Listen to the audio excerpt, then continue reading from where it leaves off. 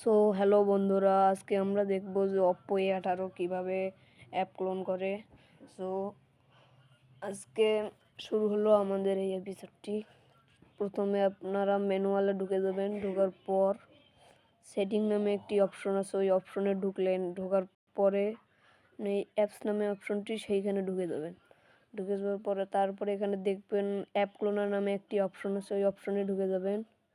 ঢুকে যাওয়ার পর আমি যে ফেসবুক, এখানে আপনারা যেটা যেটা ক্লোন করবেন সেটা এখানে চলে আসবে।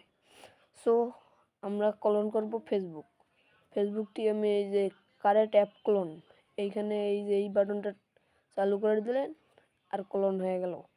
সো এখন আমরা দেখব যে অ্যাপটি ক্লোন হয়েছে কি না। সো আমি এখন চলে গেলাম মেনুতে। এই যে এখানে একটি ফেসবুক, এখানে একটি ফেসবুক। সো আমার অ্যাপটি ক্লোন হয়ে গেছে। তাহলে আজকের এই ভিডিওটি এখানেই শেষ।